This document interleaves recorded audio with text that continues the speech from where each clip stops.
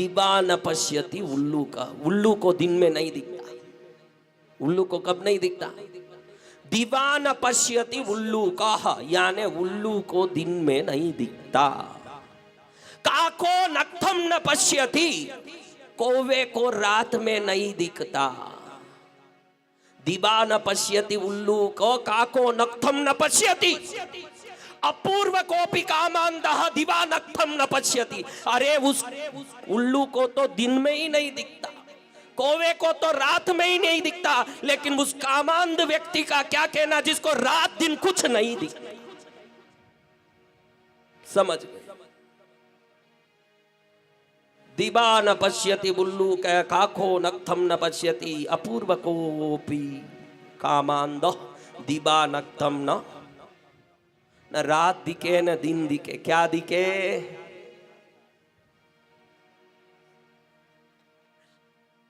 क्या दिख रही है? हासा प्रहासा। अब लटकने भी तैयार हो गया, भारंड बख्शी को पकड़ने भी तैयार हो गया। गजेंद्र सोचे कि उस जगह मैं भी होता तो पकड़ ही लेता। अरे भाई तू घर को पकड़ अभी। तो अब जैसे ही महीने बीत गए, भूखे प्यासे दोनों समुद्र में यात्रा करते करते, देखो पाप का परिणाम कैसा है। समुद्र में यात्रा करते करते, धक्का खाते खाते वृक्ष सामने आया, नाव निकल गया। ये लपक के पकड़ लिया कुमार नंदी साका को, और पकड़ के ऐसे ही खड़ा हो गया और नाव आगे चला। ध्रुव शक्ति ने नाव को खींच लिया, नाविक उसी में डूब के क्या हो गया।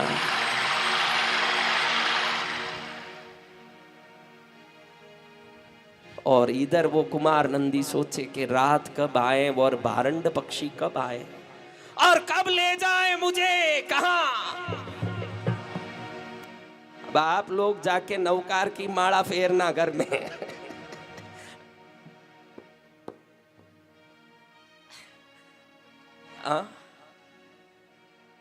अब वो भारंड पक्षी के पैर पकड़ लिया, पैर पकड़ते हुए मजबूत ऐसे पकड़ा कि भारंड पक्षी उड़ते उड़ते अपनी पाखड़ियों को ऐसे लप लपकाते सीधा पंचशैल द्वीप में पहुंचा।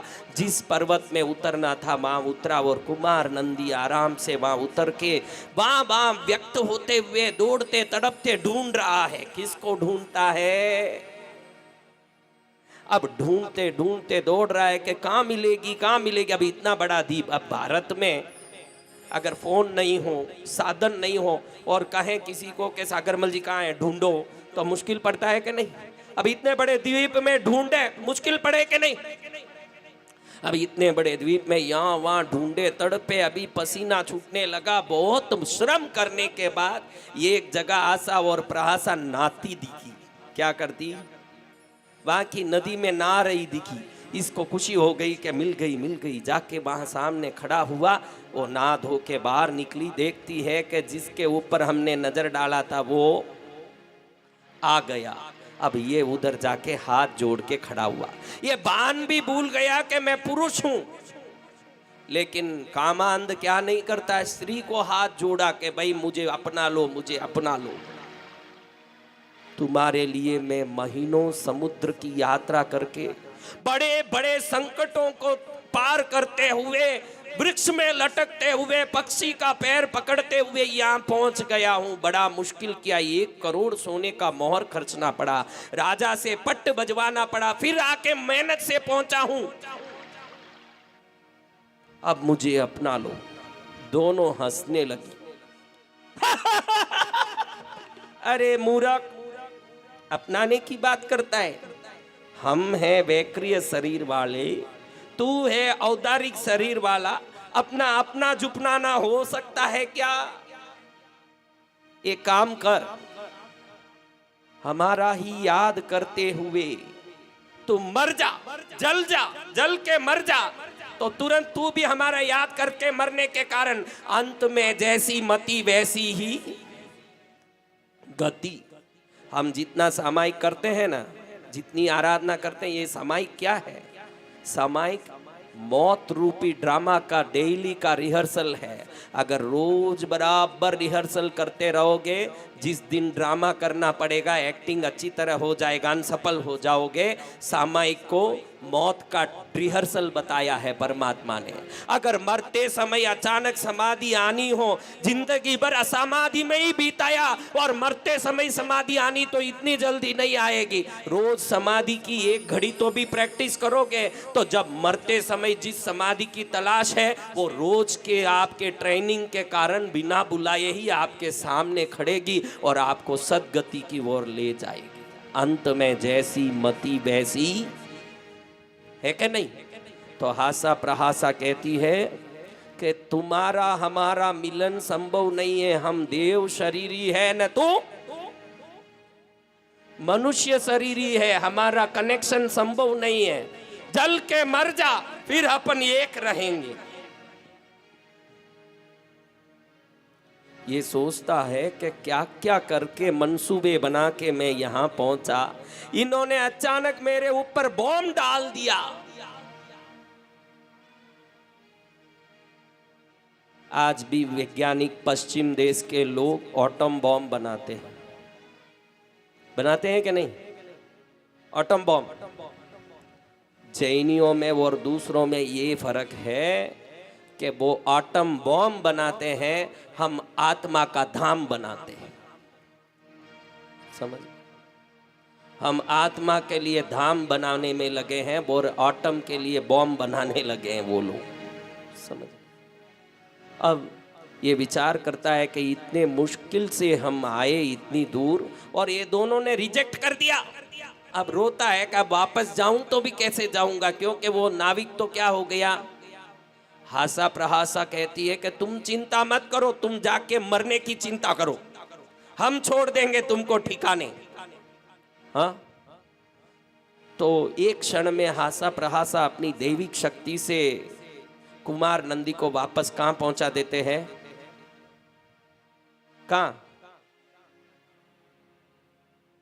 कहां पहुंचाते हैं? चंपा नगरी।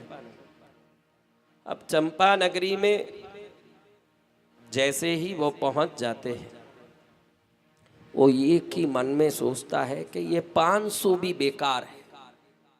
जैसे थाली में घास आ गया हो खाने, हलवा कहीं दूर रह गया हो। मरूंगा तो मरूंगा, लेकिन पाऊंगा किसको? देखो, दिवा न पश्यति उल्लूक कामोंदापि दिवा नक्तम न पश्यति। न दिन दिखे न रात दिखे, क्या दिखे? वाह, नवकार मंत्र को भी आप इतनी बार नहीं बोले होंगे। हाँ? कुमार नंदी का एक जैन श्रावक मित्र है, नागिल नाम है। क्या? नागिल श्रावक समाचार सुनता है कि कुमार नंदी जल के मरने वाला है। तो कारण जानने के लिए कोशिश किया कि किस लिए वो मरने वाला है। मालूम पड़ा कि हासा प्रहासा देवी को पाने मरने वाला है। नागिल श्रावक को दया आया कि अरे पापी, तू पाप के लिए मरेगा, दुर्गति में जाएगा। तुरंत दौड़े दौड़े आया मित्र को समझाने। आप भी सच्चे मित्र अगर किसी को रखे हैं तो सच्चे मित्रों के बारे में शास्त्रों में लिखा है कि सच्चा मित्र कौन होता है? कौन होता है? सच्चा मित्र कौन होता है? जो आप पार्टी दो या कोई खर्च करो तो सामने आके खड़ा हो जाए वो। आज तो सिर्फ वो ही है संसार में। कभी आपको दुख आवे तो मालूम पड़ेगा। अश्विन गुरुजी को हमने एक बार समझाया था कि अश्विन गुरुजी, जो भी घटना घटती है वो इसलिए घटती है कि संसार का स्वरूप क्या है आपको थोड़ा समझ में आ जाए। संसार कितना पानी में है। आप सोचो कि फलाना मेरा है, फलाना मेरा है, फलाना मेरा है। एक बार मैं विंध्याचल में साधना में था, उनका समाचार आया था कि आपसे बात करना। मैंने उनको कहा कि मैं आपके लिए ही साधना कर रहा हूँ, आपको बताने के लिए नहीं है। लेकिन जरूर इतना कहूँगा कि आपको मालूम पड़ जाए कि संसार में जिसको अपना समझा था वो अपने हैं या नहीं, वो सिर्फ दुख के समय में ही मालूम पड़ेगा। अन्य समय में मालूम नहीं पड़ते। अब सच्चे मित्र के बारे में बताया है कि अगर अपने धोती बंधी हुई अचानक खुलने लगे समाज में कहीं भीड़ में, तो हम दिमाग को पूछ के फिर बांधेंगे कि दिमाग अपने आप बंधवाता है? बोलो हाँ। तो हम दुख के समय में दुखी हों और साथ दें, वो मित्र नहीं है। शास्त्र में बताया है, हम कोई कुसंस्कार योग्य कार्य करते हो उस समय प्रतिबोधित करके धर्म में लगाता हो, वही सच्चा मित्र है। हमारे आचरण गलत हो, उस आचरण को सुधारता हो, वही सच्चा मित्र है। गुरु भी वही है। गुरु किस लिए वरना चाहिए? गुरु किस लिए चाहिए? मेरे पास एक बहुत अच्छा भक्त था, बहुत अच्छा लड़का, धर्म में पद्मावती, पार्श्वनाथ पर श्रद्धा, गुरु आज्ञा पर पालन करने वाला। अचानक मुझे मालूम पड़ा कि 3 और आदमियों के साथ वो दारू पीना शुरू कर दिया। मेरे मन में एकदम आया कि ये बच्चा, इसी कारण तो जिंदगी खराब ही हो जाएगी, ये तो ऐसा भटका है कि समाप्ति हो जाएगा। उसको एक बार डांटा कि ये आगे करेगा तो कृष्णगिरी में आके पैर मत रखना। गुरु इसलिए मिले हैं कि सुधरे, गुरु इसलिए नहीं है कि तू बिगड़े और देखते रहे। तो उस दिन वो छोड़ दिया उस काम को। तो आज कम से कम बुद्धि से तो सुखी है। गुरु इसलिए चाहिए कि हमारे संस्कार का पोषण होता रहे, हमारा जीवन लक्ष्य के पथ पर चलता रहे। हम कुछ भी करें, पूछने के लिए कोई तो चाहिए। और संसार पूछे, जो खुद गुड़ खाता है वो दूसरों को मिठाई खाने का निषेध करे, वो इतना जल्दी नहीं चलेगा। इसलिए संसारिक माँ बाप अपने बच्चों को शिक्षा दें तो भी बच्चे सुनते नहीं। एक त्यागी संत बोले तो उनकी चरित्र के बल से तुरंत असर आता है। ये जरूरी है कि हमको किसी त्यागी के साथ जुड़े रहें। सही है। अब नागिन श्रावक आके समझाता है, भाई ये क्या मर रहा है, दुर्गति में जाएगा, मत मर, मत कर। लेकिन आपको पहले ही बता दिया, उल्लू को, कौवे को और कामांध को वो तो सुनने तैयार ही नहीं। एकदम चिता बिछा दी मसान में जाके और एकदम बढ़िया लकड़ियां लगवा के, क्योंकि बड़ा पैसा वाला है तो लकड़ियां ज्यादा लगवाई कि ढंग से जलूं, कि आधा पाधा जल के दौड़ना नहीं पड़े। एकदम लंबा चौड़ा चिता बिछवा के उसमें जाके बैठ गया और बैठ के अंतिम मति वैसी गति, एक ही बोल दिया कि मुझे जला दो। हाँ, वो एकदम हाथ जोड़ के चिता में बैठ गया और बोलता है, हासा मिले प्रहासा मिले, हासा मिले प्रहासा मिले। ऐसे करते करते चिता की अग्नि लगा दी। अब जलते जलते उसी ध्यान में मरा। तो पहले ही विद्युन्माली देव का शरीर तो च्यवित हुआ था, उस पंचशील द्वीप का अधिष्ठायक का पद खाली था और इधर ये ऐसे सोचते सोचते मरा। तो क्या हो गया, पंचशील द्वीप का अधिष्ठायक विद्युन्माली देव बन के वहां खड़ा हो गया। अब हासा प्रहासा से मिलके बहुत प्रसन्न हुआ। जिसने 500 पत्नियां पाई, बड़ा संसार पाया, सब कुछ घुमा के 2 स्त्रियों के लिए जल के मरा। अब ये देख के नागिन श्रावक के मन में संसार के प्रति घृणा आ गई। अरे पापियों, क्या इसके लिए ऐसे संसार में जीते हैं, काम के लिए खुद जल के मर गया। विरक्ति आ गई और उस क्षण में ही उसने दीक्षा ले ली। क्या किया, और दीक्षा लेके उस वैराग्य से धर्म आराधना करते करते नागिन श्रावक 12वें देवलोक में देव के रूप में चवित हुआ। कौन से देवलोक में?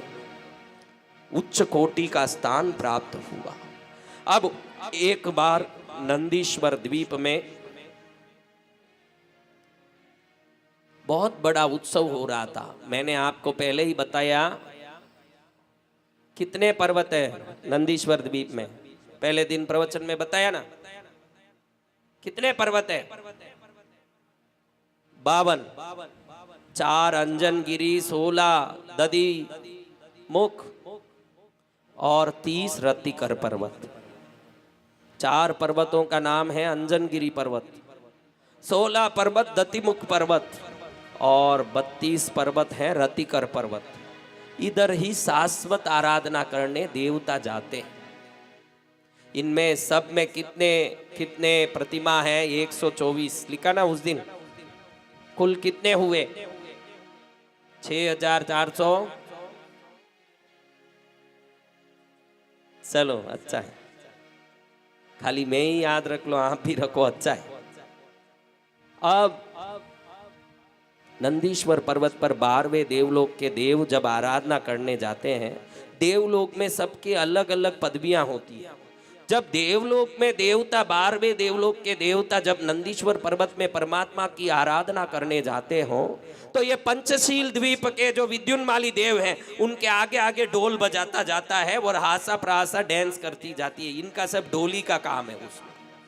अब पहली बार ये ढोल बजाने का काम आया और सूचना दी गई कि भाई ढोल बजाते हुए चलो आगे, तो ये एकदम बोला कि ढोल मैं क्यों बजाऊं? ढोल मैं तो देव हूं, ढोल नहीं बजाऊंगा। अरे तू देव हुआ तो क्या अब देवलोक का डोली हो गया तू? इधर ढोल बजा। तो बोले मैं नहीं बजाऊंगा। वो ना कर रहा है, लेकिन देव माया से अपने आप ढोल आके उसके गले में पड़ गई और जोर से उसको बजाना ही पड़ा। अब ये ढोल बजाते बजाते वो जा रहा है और हासा प्रसा डांस करती जा रही है। तो एकदम इसके मन में आया कुमार नंदी का कि मैं कैसा था और क्या आनंद करता था, 500 पत्नियां का पति था, अब डोली बन के ढोल बजाते इस देवों के पीछे आगे आगे जा रहा हूं। धिक्कार है मेरी बुद्धि को, जो काम विकार के कारण मैंने अपने जीवन की गति को खुद ही पतन में डाल दिया। रोते रोते वो चिल्लाते हुए जा रहा है। जितने में नागिल श्रावक जो 12वें देवलोक के देव बने, उनके सामने ही तो ये जा रहा है। उन्होंने देख लिया, अवधि ज्ञान से जान लिया कि ये मेरा मित्र कुमार नंदी। अरे तो बाद में जब उत्सव नंदीश्वर द्वीप में समाप्त हुआ, बाद में उसको बुला के डोली को पूछे कि मित्र मुझे पहचानते हो? तो विद्युन्माली देव कुमार नंदी का जो जीव है वो हाथ जोड़ के कहता, आपको कौन नहीं पहचानता है? आपको मेरा वंदन, आप 12वें देवलोक के महादेव, आपको मेरा कोटि कोटि वंदन। वो कहता अरे नालायक, वो बात मैं नहीं कर रहा हूँ, मैं नागिल हूँ न तू कुमार नंदी है, वो बात कर रहा हूँ। अरे नागिल मित्र, आप 12वें देवलोक के देव बन गए। तू काम विकार के कारण छोटा सा अल्प कोटि का देव बना। मैंने श्रावक की योग्य आराधना की तो मैं उच्च कोटि का देव बना। तू अच्छी भक्ति करता तो तू भी अच्छा बनता। तूने जो किया उसका परिणाम पाया। एकदम आंख में आंसू आ गए विद्युन्माली देव को। विद्युन्माली देव कौन है? कौन है मां? कौन है बहन? विद्युन्माली देव कौन है? अब कुमार नंदी हाथ जोड़ के बोलता है कि मुझे कोई इससे तिरने का उपाय बताओ। कहानी बहुत बड़ी है। विद्युन्माली देव अपने ही मित्र को देख के मन में दया लाते हुए 12वें देवलोक के नागिल देव बताते हैं, देख कितना भी 50 महीने तक जंगल में आग लगी हो, समझ लो मेरी बात, 50 महीने तक जंगल में आग लगी हो और लपक लपक करके आग की ज्वालाएं निकलती हो, एक बरसात काफी है उस आग को बुझाने। अनंत जन्म तक भी पाप किया हो, एक परमात्मा की भक्ति बस है उस पाप को बुझाने। समझ गए? अनंत महीनों से जलते हुए आग को एक बारिश बुझा देता है। अनंत जन्मों के पापों को एक प्रभु की भक्ति सुझा देता है। वैसे भी ये संसार में देखो, कामी क्रोधी विकारी कोई हो तो मैं आपको बता दूं, अग्नि में कितनी लकड़ी डालने से अग्नि तृप्त होती है बताओ? हाँ, अग्नि बोलती है कि अब मैं तृप्त हूं, बंद कर दो। हाँ, कितनी डालने से? सागर में कितनी नदियां जाने से सागर तृप्त हो जाती है बताओ? आज तक समुद्र खाली है, हजारों नदियां रोज उसमें पानी डाल रही है, सागर तृप्त हो गई है? सागर नदियों से कभी तृप्त नहीं हुआ, अग्नि लकड़ियों से कभी तृप्त नहीं हुआ। मसान मुर्दों से कभी तृप्त नहीं हुआ, विकारी विकार से कभी तृप्त होने वाला नहीं। लाखों विकार को दुनिया में लेके चलते रहोगे, विकार से तृप्ति नहीं होगी। वो अग्नि जैसी है, जितनी लकड़ी डालो उतना। अग्नि लकड़ी से तृप्त हो गई माता, सागर नदी से तृप्त हो गई, मसान मुर्दों से तृप्त हो गई। मसान बोले कि आप खूब हो गया, मत आना, मेरा पेट भर गया। आज तक मुर्दों की ततार लगी है, मसान में जगह भरी पड़ी है, और भी जलाओ, और भी जलाओ, और भी जलाओ। विकारी विकार से तृप्त नहीं पा सकता। अब रोने लगा कुमार नंदी देव। और 12वें देवलोक के नागिल देव बताते हैं कि अनंत समय तक एक महावन में, एक अरण्य में आग लगी हो, एक बारिश मूसलाधार उस आग को बुझा देती है। चित्रशाला में भगवान महावीर दीक्षा के पहले वैराग्य अवस्था में ध्यान मग्न है। तो उनका दर्शन कर, तुझे सद्बुद्धि आएगी और तेरा मंगल होगा। नागिल श्रावक के बात को सुनते हुए तुरंत क्षत्रिय कुंड में, चित्रशाला में ध्यान मग्न भगवान महावीर सोचते हैं कि कब मेरा भाई नंदीवर्धन का आज्ञा आए और कब मैं दीक्षा लूं। ये भावना से मन में वैराग्य है। हम दीक्षा के बाद भी वैराग्य में नहीं रह पाते, और वो दीक्षा के पहले ही वैराग्य युक्त है, इसीलिए वो महावीर है। ऐसे भगवान महावीर का दर्शन करने विद्वान देव उनके चरण में जाके चित्रशाला में नमस्कार करता है। नमस्कार करने के बाद, ये कहानी इतनी बड़ी है कि कोई पूरा एक ढंग से बोल ही नहीं पाएगा। अभी आपको पूछूं कि इसको बरा, अभी आगे का सुनोगे आपको लगेगा कि इतना इसमें गड़बड़ है कि याद ही नहीं रह पाएगा। ये बारी कहानी है। अब देखो आगे क्या होता है। अब महावीर स्वामी को वंदन करते ही विद्युन्माली देव के अंदर सम्यक्त्व की प्राप्ति हुई, क्योंकि सूर्य आने के बाद कितने भी बड़ी सर्दी हो, ओस का बूंद धरती में टिक नहीं सकता। सूर्य के आने के बाद ओस का एक बूंद भी धरती में टिक नहीं सकता। वीतरागी के भक्ति के आने के बाद मिथ्यात्व का एक बूंद भी बुद्धि में टिक नहीं सकता। समझ गए? अब भगवान का दर्शन होते ही उसके मन में श्रद्धा जगी, तो तुरंत वो कुमार नंदी देव हिमवंत पर्वत पर जाके एकदम ठंडा करे ऐसे भावना चंदन, कौन सा चंदन? भावना चंदन को लाके प्रभु महावीर का दीक्षा पहले ही एक जीवित स्वामी बनाते हैं। जितनी प्रतिमा बामनवाड़ जी में है, नाना जी में है, दिया जी में है, ये सभी प्रतिमाएं प्रभु की दीक्षा के केवल ज्ञान के बाद जीवित समय की है। लेकिन इनसे भी आगे गए कुमार नंदी देव, जो प्रभु के वैराग्य काल में ही उनकी प्रतिमा बनाई और कपिल केवली के द्वारा उसकी अंजन करवाई। क्या करवाई? वो चंदन की प्रतिमा की अंजन शलाका करा के उसको लेके निकल रहे हैं, तो रास्ते में समुद्र में देखते हैं कि समुद्र में ज्वार भाटा आ गया। एक बड़ा सा सार्तवा सेठ लेके जा रहा है, हजारों यात्री है उस नाव में, ज्वार भाटे में समुद्र में डूबने जा रहा है। तो कुमार नंदी देव ज्ञान से देखे कि ये कैसे बच सकता है, क्योंकि सम्यक्त्वी आदमी और मिथ्यात्वी आदमी में क्या फर्क है बताओ? सम्यक्त्वी आदमी किसी को भी देखे तो बचाने की कोशिश करेगा, न मिथ्यात्वी किसी को भी देखे डुबाने की कोशिश करे। समझ लीजिए। अब सम्यक्त्वी देव हो गए कुमार नंदी, तो देखते हैं कि ज्वार भाटा आ गया समुद्र में, इनको बचाना चाहिए। ज्ञान से देखते हैं कि मेरे हाथ में जो प्रतिमा है ये ही इनको बचा सकती है, और कोई उपाय नहीं। तो बड़े दुखी होते हुए भी सम्यक्त्वी होने के कारण अपने ये प्रिय प्राण प्रिय प्रतिमा को उस सेठ को दे देते हैं समुद्र में कि तुम रखो। जैसे ही प्रतिमा नाव में पहुंचती है, ज्वार भाटा क्या हो जाता है, तूफान क्या हो जाता है, शांत हो जाता है। तो सेठ को देव कहते हैं, देखो तुम अपने यहाँ लेके मत जाना इसको, ये मेरे प्राण प्रिय प्रतिमा है।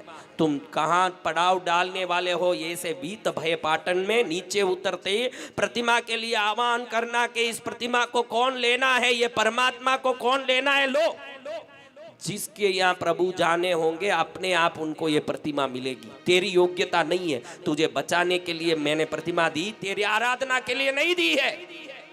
तो सार्थ पूरा नाव बीत भय पाटन बेरा नगरी के समुद्र तट पर पहुंचता है।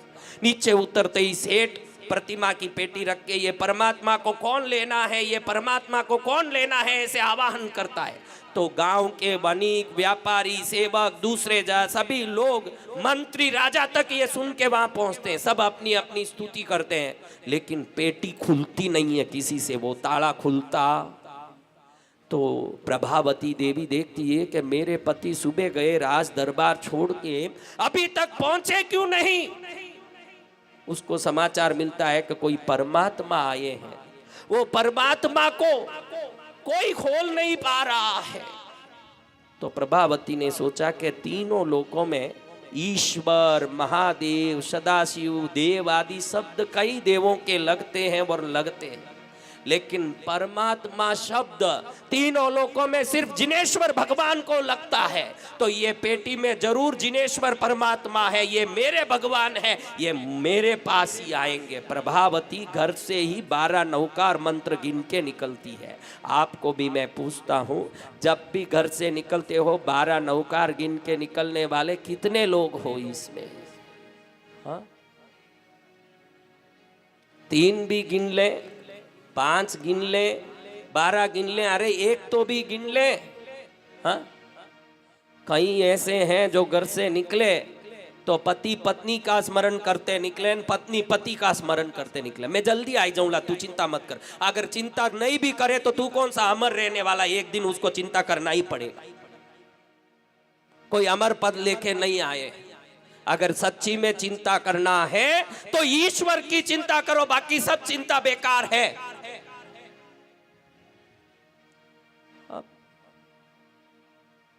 घर से ही प्रभावती रानी 12 नौकार का ध्यान करके निकलती है कि परमात्मा को मैं पाऊंगी। वहां जाते ही सभी लोग अपने अपनी स्तुति कर रहे हैं, पेटी नहीं खुल रही है। प्रभावती कहती है, हे परमात्मन आपको नमस्कार। परमात्मा एक ही है, जिनेश्वर देव, क्योंकि मनुष्य रूप में जो शरीर को धारण करें और उस शरीर को धारण करने के बाद स्वयं को पहचान ले, तो वो आत्मा पहचान पाने के बाद महात्मा बनता है और वो पद में चलने से उत्तम आत्मा बनता है। आत्मा से परमात्मा बन के उत्तम आत्मा बनता है, फिर केवल पाक के वो परमात्मा बन जाता है। ऐसे एक ही आत्मा हमारे जिनेश्वर की आत्मा है। दर्शनम देव देवस्य दर्शनम पापनाशनम दर्शनम स्वर्गस्वोपानाम दर्शनम मुक्ति साधनम। ऐसे प्रार्थना करके खड़ी होती है तो उसी समय जोरदार बिजलियां कड़कने लगती है, आकाश से कोटि सूर्य समान प्रकाश होता है और पेटी स्वयं खुल जाती है और अंदर से चंदन से युक्त समस्त देवों से पूजित महावीर स्वामी की प्रतिमा स्वयं ही बाहर निकल जाए। ऐसे प्रभावमय महावीर स्वामी की प्रतिमा को प्रभावती देवी लेके